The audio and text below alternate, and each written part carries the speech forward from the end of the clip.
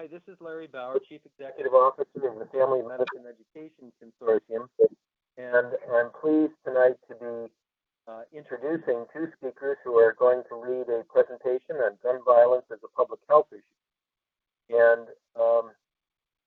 let me first introduce Dr. Kenny Lin, who is a family physician and deputy editor of the American Family Physician. He is also on the faculty Department of Family Medicine at Georgetown University in Washington, D.C. He is joined by Dr. Greg Dobash, a family physician who is site director for the Rural Track, St. Luke's Health in Bethlehem, Pennsylvania area. Thank you to Dr. Lin and to Dr. Dobash for leading this presentation. And with that, Dr. Lin, I'm going to turn things over to you. Great, thanks, Larry. We're really appreciate the opportunity to give this presentation again, hopefully to a broader audience than we're able to come to Lancaster back in November. So these are our learning objectives today. We wanted to make you aware of the data about gun violence in the U.S. Make you aware that the AAFP has a position paper on gun violence prevention that incorporates a lot of, I think, what we're going to talk about in the next hour. And to understand that what we know about what prevents gun violence, but also the major gaps in the evidence about what we're not really sure works. And there is a lot of research that I think should be done to give us some more confidence that trying certain things will actually lead to the positive outcomes that we're looking for. We hope that after listening to this webinar, we'll be able to identify a range of actions that you can take personally to address gun violence, both in clinical practice and in your communities. And really the initiative was Larry wanting to know what the FMEC Board of Trustees could do and think about how to respond to this epidemic going forward. So I went to public health school long actually after I graduated residency, just because I was interested in the public health approach to clinical problems. And this is the approach that we were taught. You define the problem, then you measure the magnitude of the problem. You develop a framework of the key determinants of the problem, and you use that to identify and develop intervention strategies. Then, because there's always several different options that you can choose from, you try to set priorities among those strategies and recommend policies to implement them. And after you implement them, then of course you evaluate what you did. So I'm going to use this to and really talk about the first three. And I think Greg's going to get into the intervention strategies as well as possibly some priority setting with people on the call, and we'd definitely be interested to know what you think might be most feasible or most demanding. And after you've heard the types of interventions that have been tested. So, in terms of defining the problem, so first of all, gun violence, you may hear among the debate that maybe this isn't such a big problem, maybe it's exaggerated by the media. Obviously, there's a lot of focus on mass shootings. That does not represent most or even really a sizable minority of the actual morbidity or mortality from gun violence. And I think you can look at the problem in a few ways. So kind of I define it, this is just my definition, it's not an official one, but it's the morbidity and mortality resulting from intentional violence or accidental injury, because accidental injury, especially in children, is a big cause of morbidity and mortality from firearms. This includes suicide or attempted suicide. It includes domestic violence. It includes other types of violent crime, for example, robbery. It includes violence in the course of law enforcement that might be by the perpetrator or the criminal. It might be by the law enforcement, maybe obviously some of that probably falls into the appropriate range, but there may be also inappropriate or unnecessary use of firearms in the course of law enforcement. And of course, mass shootings, which make all the headlines and are important, but are really a small percentage of the mortality from gun violence. There are also, in addition to survivors, long-term financial and psychological consequences. You might be permanently disabled or suffer from long-term anxiety, depression, PTSD. And finally, in communities that are plagued by gun violence that really have high rates, people are scared to go outside their homes after a certain hour. There's really kind of a loss of social cohesion, which is difficult to measure, but certainly can be illustrated in neighborhoods where there are high rates of gun violence.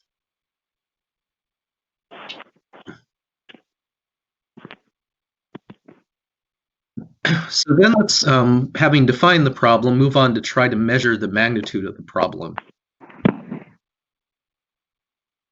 And came up with a few different things. Actually, this slide was going to be blank, and I was going to ask you, but these are some suggestions, and if you can think of some other way to measure the magnitude, please, please volunteer that, because I think there are numerous ways you can look at it. Obviously, mortality, you can compare that to previous years. Is the problem getting better or worse? But then you can actually hone down and say, is this a truly national problem? Is it a problem in certain communities? Is it a problem in geographic areas? Is it concentrated among certain age groups or persons of certain races or ethnicities? Just if you were thinking about interventions, often you're trying to identify so-called high-risk groups or high-risk areas. And then you can also ask, in terms of magnitude, if you outside of health outcomes, what are the financial consequences? Because financial consequences, even if not directly, can indirectly, if there are large costs being spent on this problem, then they're not being spent on other social problems that might be also important to public health. It's interesting to compare the U.S. to other high-income countries with, obviously different laws regarding gun violence, different cultural approaches to gun violence. And you can also think about like how the mortality from gun violence compared to other public health problems and priorities. Is this, how does this compare to cancer? How does it compare to automobile accidents? Are there other places that we may need to focus our energies besides this problem? And how does it, is it funded in comparison? After I show you actually the last one, I can actually mention that the amount of funding going into research for gun violence proportionally compared to other public health problems is very small. So, those of you on the call, did you have any other thoughts about how we might measure the magnitude of gun violence in order to kind of prioritize it as a public health or clinical problem? I don't at this time. Okay. So I actually might throw out another one, and I'm not even sure how this would be measured, but it seems to me that there's a certain level of resource stress that's placed on healthcare system, particularly the emergency medicine, the ER departments, responding to people who have suffered from gun violence. So I think that would stress emergency rooms, particularly those in large cities. But I think that would be another issue that doesn't quite seem to be mentioned here. Yeah, I think healthcare burden is definitely something, because that's not purely financial, that's not purely health outcomes, but it's what kind of resources do we have to devote to this problem on a regular basis that might that might cause problems with stressing the system in other sectors. So I think that's a great idea. I don't have data on that, I think, to present to you today, but I'm sure people are looking at it. And this is Doug. I'm not being silent because I don't, because this is important, or I don't have thoughts. I really just trying to wrap myself around, even here in Maryland, with a lot of resources to get at this. There still is certainly a burden, on the practice level. But I think, Larry, you're right in that emergency setting, and then just from a population health standpoint of the prevalence and just how it is. I'm really on just at a higher level introductory call. I was doing one of the workshops at the meeting and couldn't hear this workshop and knew that it was well received. So my silence is not lack of interest, just listening in and trying to get some thoughts together on this. Great. Well, we're happy to have you here. I'm glad you were able to participate. So this is just a chart showing the more age-adjusted rates of firearm mortality per 100,000 population for about the past 2 decades. And kind of disturbingly, after having remaining fairly steady for 12, 13 years, there's been an upward trend in the last few years that this has been measured. Not really clear why that's occurring.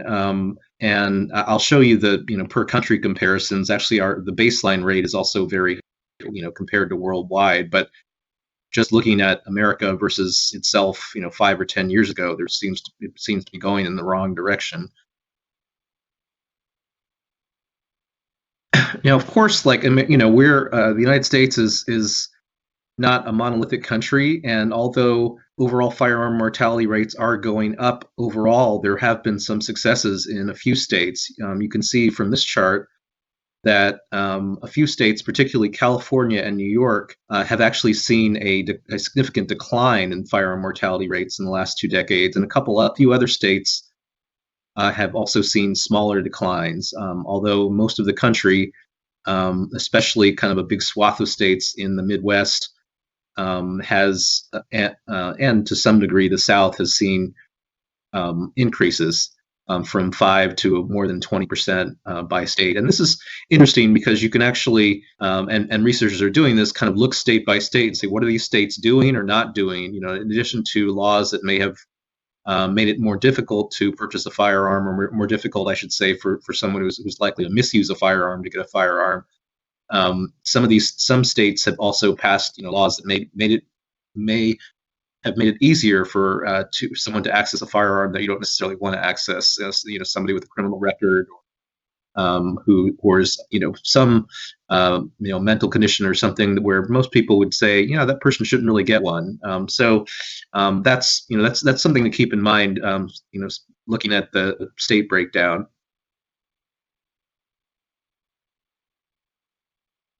If you look across sex, race, ethnicity, also mechanism of death, the big thing that jumps out to me here, in addition to that most of the rates went up a little bit, is that men are much more likely to die from firearms than women are.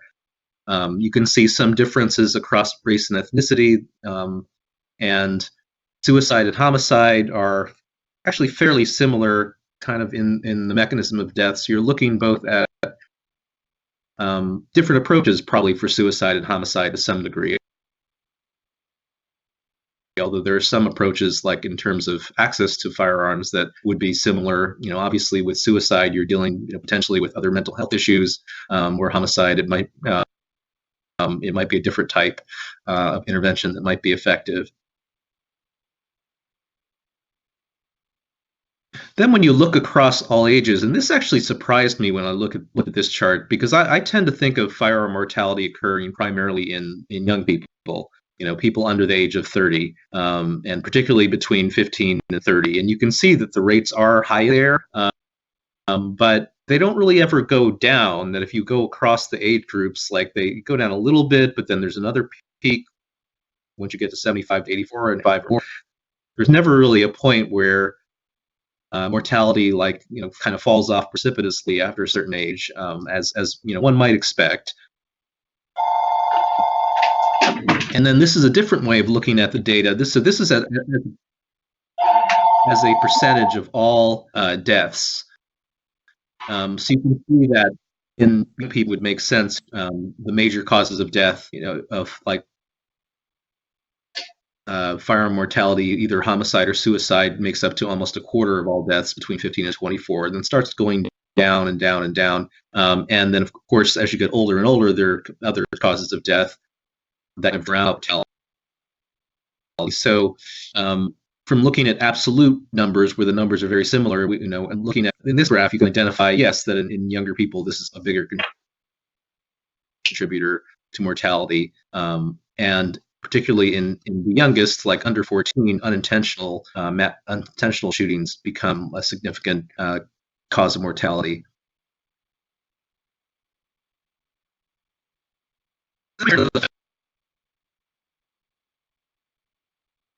financial impact of gun violence. So this is actually pretty difficult to estimate, and there aren't a whole. In fact, this is really the one estimate that I found. It's because it's just difficult. Medical charges are easier to estimate, but then you also have to account for loss of income from time, lost from work, from healthcare, from being disabled. You also have to factor in the cost of daily care. If somebody is recovering and they need someone to be around to support them. Also, the financial impact of decreased quality of life, which can be calculated, as well as all the criminal justice expenditures that are incorporated into gun violence, including locking people up for many years, depending on if the gun was used in commission of a crime. And this one estimate, which was done about 5 years ago by a researcher at the Pacific Institute for Research and Evaluation, he said this amounted to about $229 billion annually. And that seems to me like a lot of money, but if you kind of think about it and try to compare it with other problems, this is an illustration from Mother Jones where they looked at like the cost of obesity, which we know is a gigantic public health problem. It's one that we grapple with in our offices every day, and there are national commissions and various initiatives to try to reduce the cost of obesity. It works out to about the same amount of money, definitely in the same ballpark. It works out to not that much less than all of Medicaid spending spent per year. And to the cost of smoking, which of course is coming down as smoking prevalence rates are, but we also consider a gigantic public health problem we've devoted lots of resources to. Even if Apple devoted all of its annual revenue toward trying to mitigate it, it could not completely mitigate the financial impact of gun violence. So that seems to, financially, it is a public health problem that ranks with the greatest public health problems that we recognize today. In terms of comparisons to other high-income countries, there is data from the Economic Cooperation and Developed Countries, which all the countries involved here submit mortality data. There are about 22 other countries which are considered kind of similar level of development as the United States. In 2010, so these data are a little old, but still probably not too different. Our per capita gun homicide rate was 25 times higher compared to the average of all the other countries. And in 15 to 24-year-olds, it was 49 times higher than all these other countries. The suicide rate was also higher, the firearm-related suicide rate, even though our overall suicide rate was slightly lower than the average. So I actually asked a class I was teaching in health policy yesterday because I was showing the successful, the suicide rate in the U.S. and it's higher than all these other countries, but primarily it was driven by the access to guns. That guns are way more effective. Suicidality in the U.S. is actually pretty average and not responsible for primarily for the death rate from self-inflicted firearm. The unintentional firearm death rate was also significantly higher in the U.S. And this, to me, was actually the most impressive statistic. You can discount it a little bit because our population is bigger than many of these countries, but if you put all of the countries together, of all the gun-related deaths, the U.S. represented 82% of those, and of the ones in women and children, 90% of them were actually from the U.S. So we dwarf really all the other countries in this comparison in gun violence. So, and I think it's hard to argue. I mean, I think that we're naturally more violent in the U.S. That we're 50 times as violent as our 15, 24-year-olds are. It just doesn't really kind of add up. That even if you assume that there's some cultural differences that make us a little more likely to kill each other. Can't stack up the actual. Can't.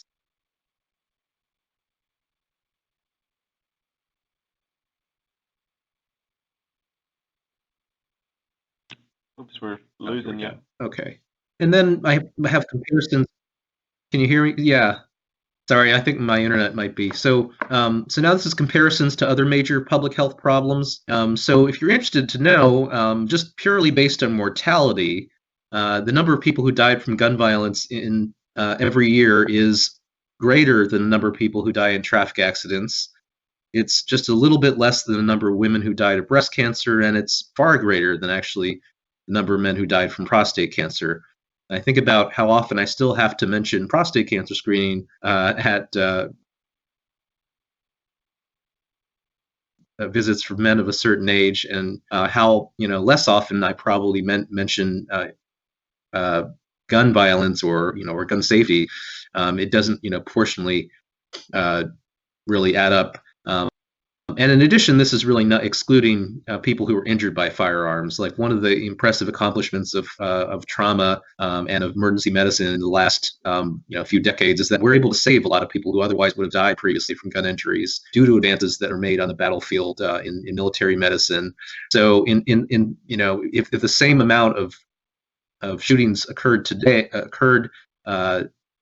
50 years ago, we probably would see a lot higher mortality just because we weren't as good at saving people as we were then.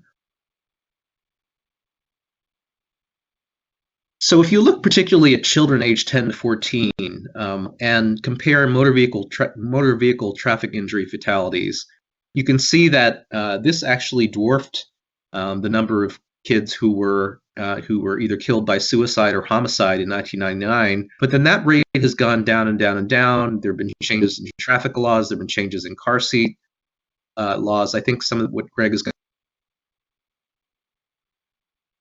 to talk about is that it's possible without, we decided that we didn't need to ban cars, that we made safety changes. And you can see there's more than a twofold drop in injuries to children 10 to 14. But at the same time, we've seen little to no progress in terms of the deaths per 100,000 population of kids in that age, and probably because we haven't done a lot in terms of interventions, public health interventions for gun violence.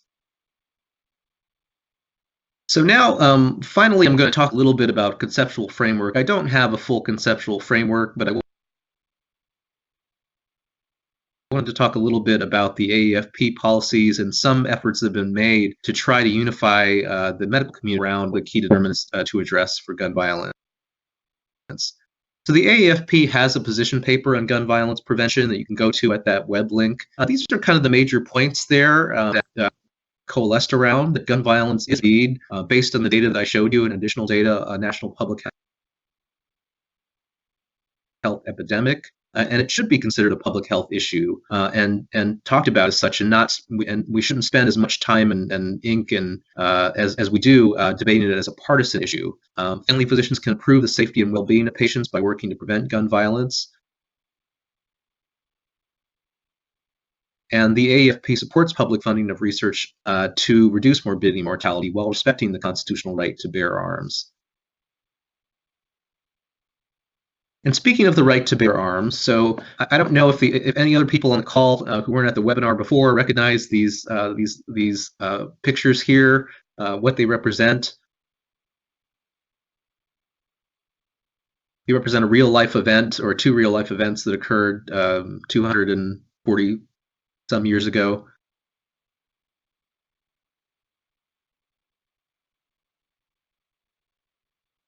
So this is actually pictures of. Go ahead. I was going to say we're losing your voice. It's going in and out. Okay. Well, does anyone recognize Revolutionary War? Is it Bunker Hill? Yes, that's correct. So it's no, actually it's the battles of Lexington and Concord, but you did get the Revolutionary War part right. And I visited I visited these sites over the summer, and it really impressed me how much this is written into our national narrative, that these were militias. These are people who trained together, but they weren't any sort of organized government force, and they were resisting tyranny. And they fought off like kind of the best trained military in the world at that time. And I think we can underestimate how much this plays a role in the right to bear arms, and really the reluctance of on the part of many people to regulate the bearing of arms in terms of licensing or background checks or restricting firearms from certain people. I think it's something we have to think about, because it's kind of the basis of the United States in a way.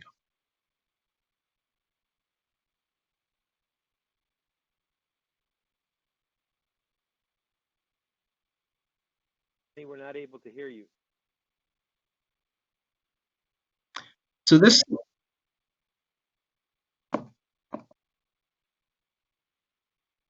I'm going to try to call in. Let's see if I can do that.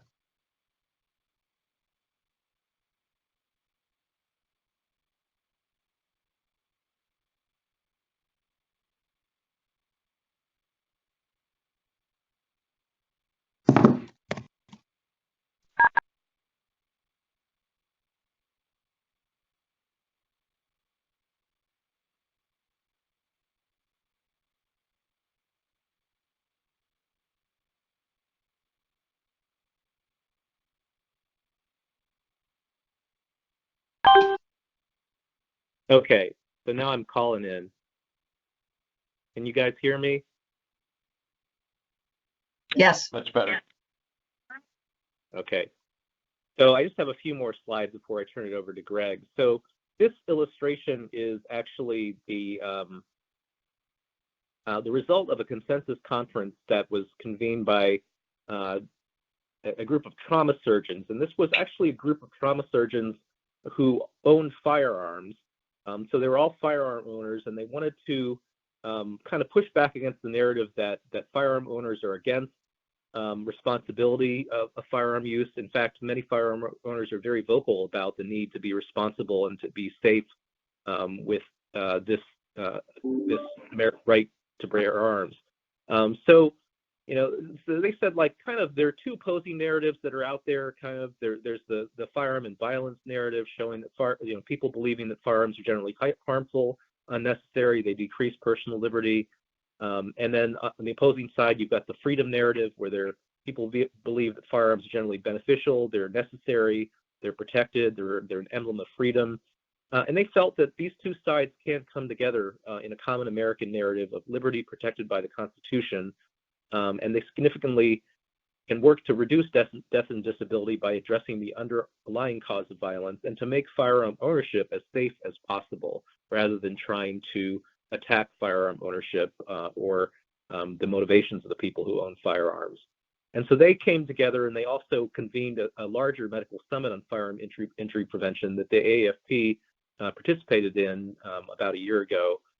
And they came together and supported all these statements. I'm not going to walk through and read these all, but showed that there can be a lot of consensus on this issue, even though there is a lot of polarized talk and partisanship. That medical organizations together can bring a lot of consensus to the table and be a powerful voice in trying to reduce morbidity and mortality from gun violence. And I think my last slide was just to show that since we did this talk, there's now actually going to be funding for the CDC and NIH for gun violence research for the first time in 20 years. And I think that's progress in itself.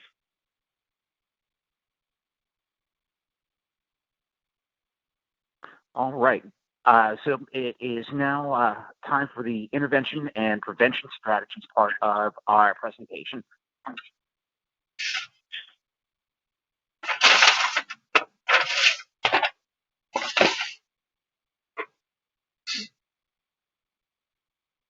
I seem to be having a little bit of trouble. There we go. Forwarding the slides. But the first point that I would like to make is about funding the research. In 1993, there was a CDC-funded study that showed that guns in the home were associated with an increased risk of homicide in the home. And after that study was released, the NRA lobbied Congress and passed the Dickey Amendment that states that none of the funds made available for injury prevention and control at the Centers for Disease Control and Prevention may be used to advocate or promote gun control. At the same time, Congress reallocated about $2.6 million that was set aside for firearms research and turned it over to study traumatic brain injury. So although the Dickey Amendment didn't necessarily forbid gun violence research, the message was made pretty clear that that folks were not meant to study gun violence at the CDC level. Gun violence fatalities are about equal to automobile fatalities. The government spent about $250 million a year on traffic safety research. What little money is spent on gun violence research is generally privately funded.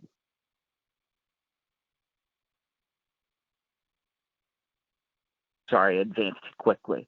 For every death due to firearms, the U.S. spends about $63 per fatality on research versus about $1,000 per fatality on automobile safety.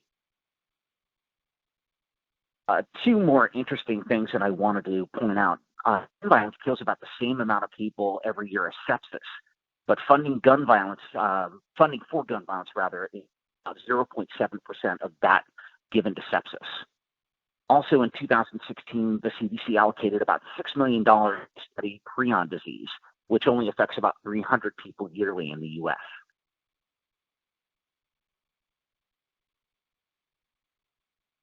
All right, next I'd like to talk about extreme risk protection orders. These are the so-called red flag laws. And essentially this allows families, household members, law enforcement, et cetera, to temporarily remove firearms from people who are shown to have either tendencies or to threaten to commit crimes or violent crimes, including suicide. So for instance, the Aurora, Colorado movie theater shooter, who I won't name, expressed homicidal action 2 weeks prior to the massacre, and he did tell his counselor that he was really had these thoughts about harming people, but there was nothing specific he had planned, and he couldn't do anything to prevent him from legally purchasing a firearm. Up to 80% of people considering suicide some sign of their intentions, and the FBI studied the pre-attack behaviors of active shooters and found that displayed 4 to 5 observable or concerning behaviors over time. And if we could identify those behaviors and temporarily remove lethal means from those people, it would go a long way to reducing gun violence.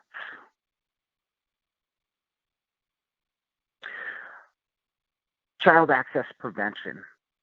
There are about 6 million minors in the US who live in a home with at least one unloaded or at least one loaded unlocked firearm. Household guns are used for school shootings. They are used in the majority of youth suicides. And of course, unlocked guns can be stolen and used for other crimes and other violent acts as well. Safe storage laws promote responsible practices. They require owners to store their firearms unlocked when unattended. These laws are intended to help prevent unauthorized, including children, from accessing and using firearms. So this, I think, is somewhere that we could intervene when discussing proper storage and proper handling firearms with our families in the office.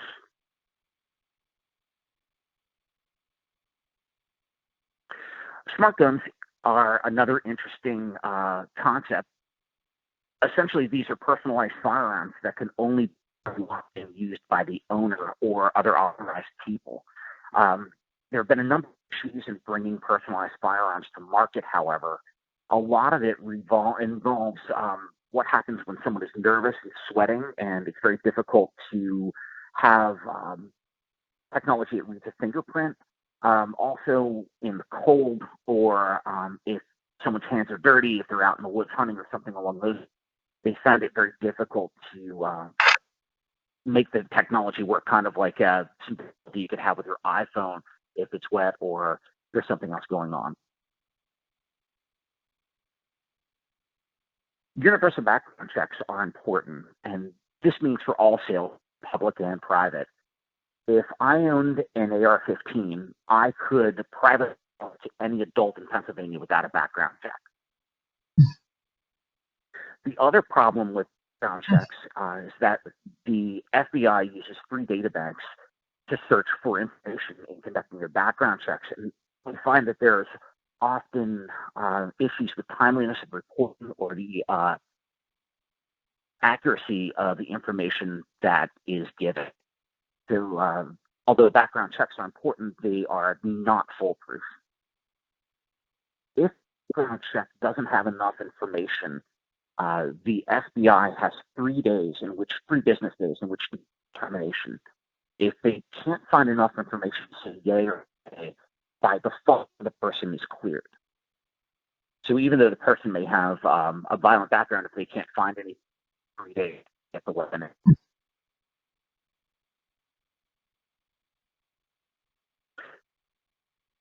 Mandatory licensing and registration would be much like owning and operating a car. This would include perhaps a physical exam, a mental capacity test, some safety training perhaps. And studies show that these attributes of licensing laws can lead to significant reductions both in homicide and suicide. Licensing also helps us prevent gun trafficking and the diversion of criminals. We would then know who bought the gun and where it was traced to. It also helps law enforcement retrieve firearms from persons who have become, who are legally prohibited from possessing them through convictions or other prohibitions. The issue currently is we are not allowed to use that information to track any firearm currently. Mandatory waiting periods. I always assumed that this was something we had in Pennsylvania, but it's not. So this is essentially a cooling off period from the time a person walks into a gun shop to the time that they can actually take the gun out of the store. Only 11 states and the District of Columbia require a mandatory waiting period to purchase a gun. Interestingly enough, 20 states require a waiting period for folks to have abortion. Gun buyback programs. I often have arguments with friends regarding the fact that criminals don't go to gun buyback programs, and this is of course true. The benefit of the gun buyback programs is keeping guns off the street. So certainly possible to have guns at home that were handed down from someone else, and they're not being used for hunting or sporting or any other reason. And those guns can be used, can be found and used either in crimes, they can be stolen, they can be found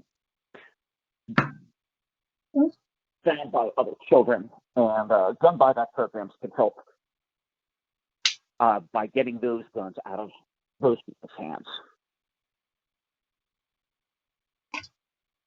Opposing restrictions to physicians discussing guns. In 2011, Florida passed a Firearms Owners Privacy Act, and that prohibited doctors from ownership. It was eventually challenged by the American Academy of Pediatrics and blocked, just then reversed, and finally found to violate physicians' First Amendment rights. However, Minnesota, Missouri, and Montana still have similar watered-down versions of those laws. And improving mental health services. Those suffering from mental illness are far more likely to be victims of violent crime than to be perpetrators of violent crime. However, trying to reduce suicide remains key to reducing gun violence death overall. Improving the way the ATF tracks guns would help alleviate the gun violence problem as well. We often see on TV that a gun is found and the serial number is run through an online database, and the owner of the gun, pops up on the screen, and that just simply doesn't exist. In 2013, the ATF had about 344,000 crime gun trace requests to complete. And essentially what they do is they call the manufacturer of the gun and they find out which wholesaler sold the gun. The wholesaler then connects them with the retailer, and then the retailer lets them know who the purchaser was. However, that gun could then change hands any number of times on the private market before the crime was actually committed. If a retailer were to go out of business, all paperwork sent to the ATF were stored in just a big conference room, and they have to be searched by hand. So if someone were to buy something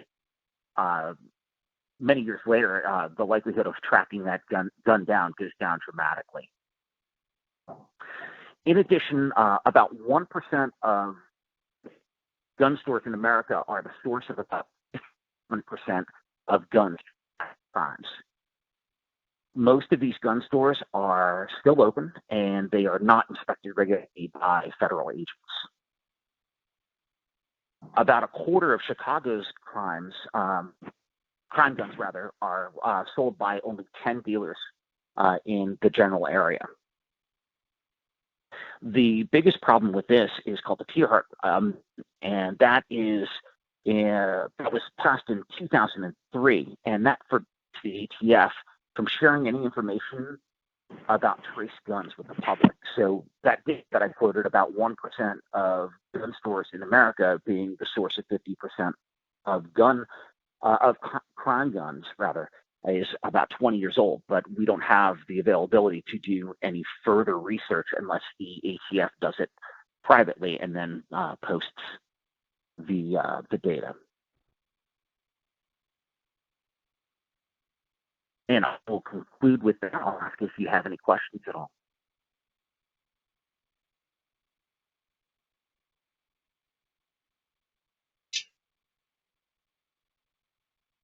So I think we have some time if there are questions or comments or reactions.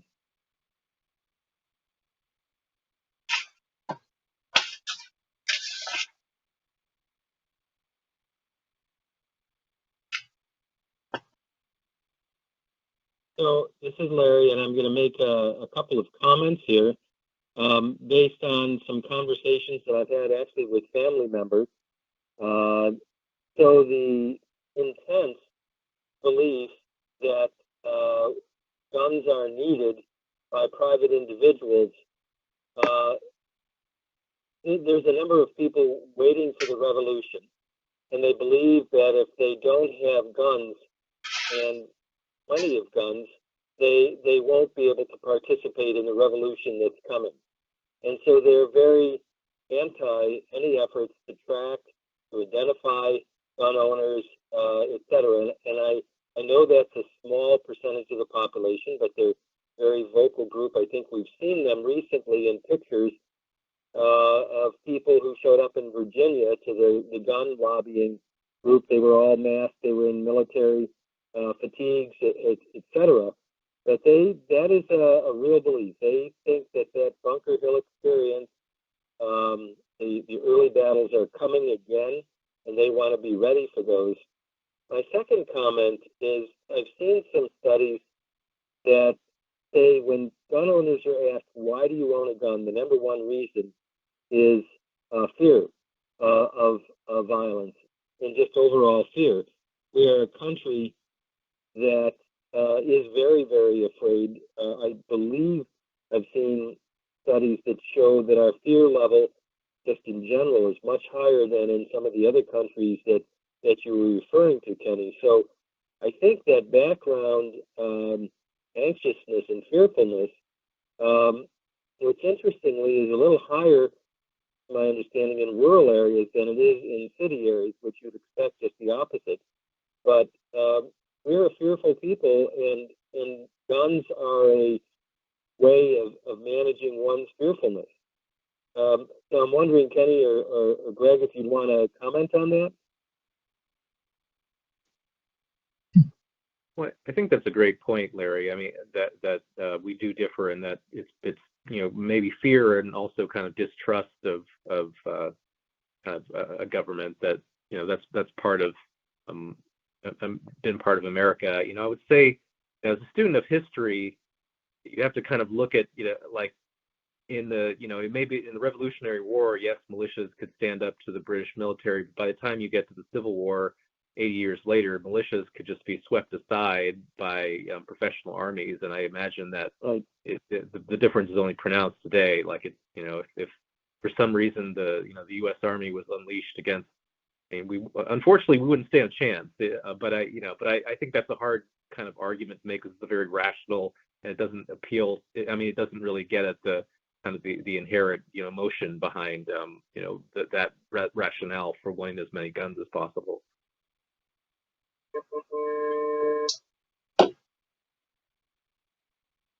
Greg, did you have any thoughts? No, from my standpoint, I see most of my patients in most of the area being, avid outdoorsmen and hunters. And so I get most of the pushback from my area just based on that. That, they grew up with guns, they grew up with hunting being, very important to them, very important to put food on the table, as a matter of fact. So I see that sort of as more of a lifestyle thing that, they fear that when we talk about gun safety, we're trying to strip rights and almost a way of life.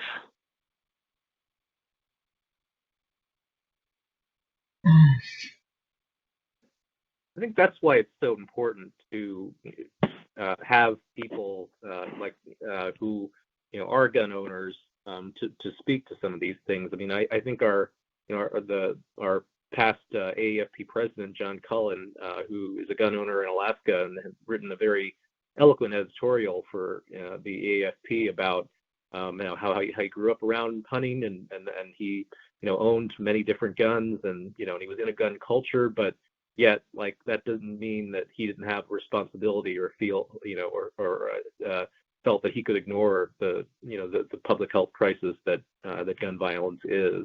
And I think we just need to recruit more people who have that position to, that I can understand that if you feel like, well, someone who doesn't have experience with guns doesn't have any right to tell you what you should or shouldn't do with them, but there are plenty of people who do have that, who are immersed in the culture, who are able to be eloquent spokespeople for public health positions as well.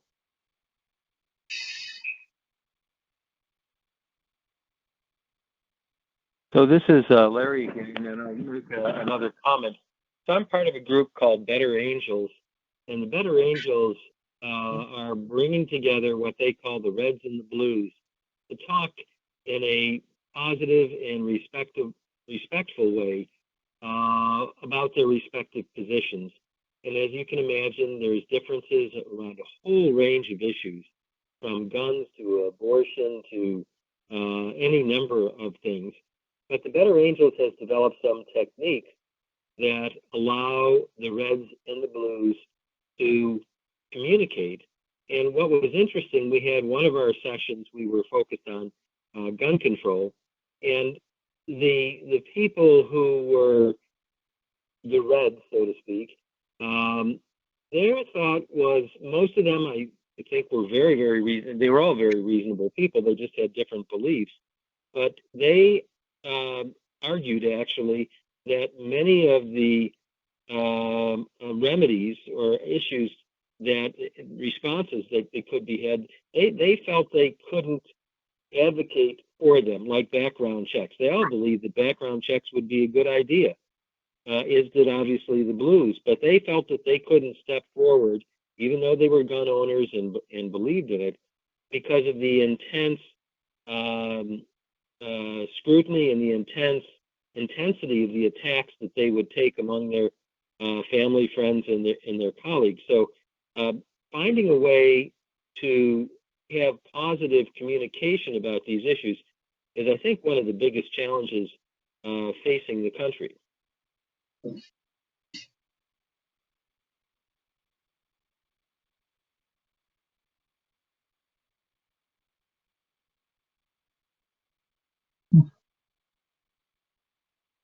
So I'm not hearing any other responses. So I'll just throw out one last thing. I'm reading Malcolm Gladwell's latest book, Talking to Strangers, and in one of the chapters, he takes on the issue of